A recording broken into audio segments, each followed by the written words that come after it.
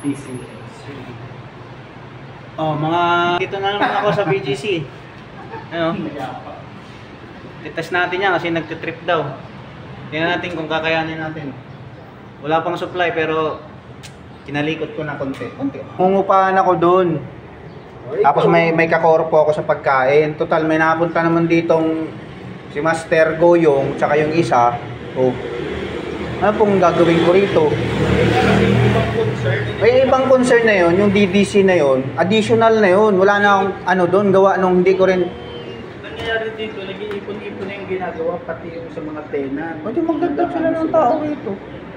Itong Sa tenant? Anong concern sa tenant? Nag-i-error na yung ano, nag-cleaning, filter cleaning yung Kaninong trabaho ba yun? Hindi naman trabaho ng electrician yun ah. Easy tech yung papuntahin nila rito. Ang ibig sabihin, ikaw kahit pa paano, alam mo yung mag-explain. Hindi yun. Ako'y, ano?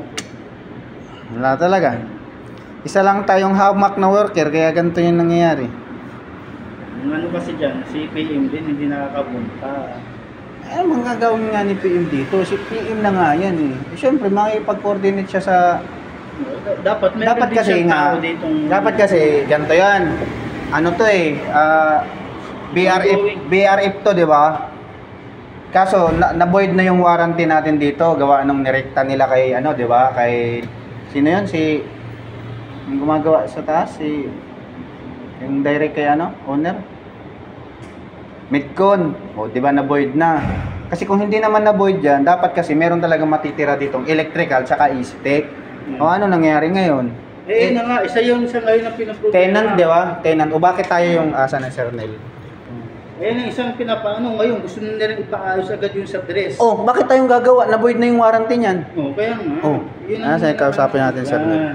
Kausapin natin Sir Nel. Kailan daw aayusin yung sa tres, yung sa tubo? Ano tubo? Anong tres tubo? Yung tres na, di ba unang nagtailan dyan? Tres. Yung tubo? Oo, alam tubo. Eh, atin yun kasi additional yun eh, power supply sa taas. Yun ang ina. Pero kung may concern sila sa mga aircon unit, wala na tayong kinalaman doon kasi nga, na-void na yung warranty, gawa nung hindi naman na sa atin. Sir, pag may concern sila doon sa mga tenant about sa mga aircon, bakit si Amasi pang tinatawag? I-void na yung warranty niyan, gawa nung si Midco na yung tumira. Dapat si Midco. Sa GIS, yung sa GIS, iba rin ang gumawa eh. Sa akin pa hindi, tigil nila. Ha? Oo nga, hindi sa atin yung gano'n pag hindi nagalaw. Ayun, pwede yun.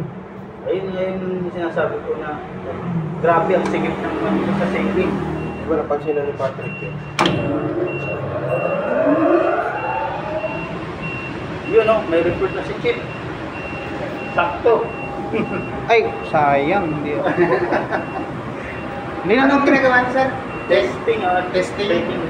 Kasi nag-error din yung Checking, anong tawag dyan? city. Ngayon, pag mag-trip pa uli yan, Checking is over. hindi, okay naman yung ikot eh. Tama naman eh, kasi pabuga is F, di ba? Okay na, hindi na kasi nag-adjust niya na. Sa over? Ang baba ng overload eh. Kaya. Sa una. Kaya Itong ano niya, parehas kasi yung 3 HP, dapat parehas yung overload niya. pinihit mo na lang. Hindi, pinarehas ko na lang yung ano. Pwede mo naman kasing i-set yan ng 5 kung kakayanin niya. Pag hindi kinaya, ito kasi sinagad ko na to eh. Bago ako umalis, sinagad ko na kasi baka pag ano. Hindi ko alam kung bakit nasa negative 4 na siya eh. Sobrang sagad eh, baka pinagtripan eh. Baka ikaw naman nagtrip, sabihin mo na. Hindi ko nakikialam dyan.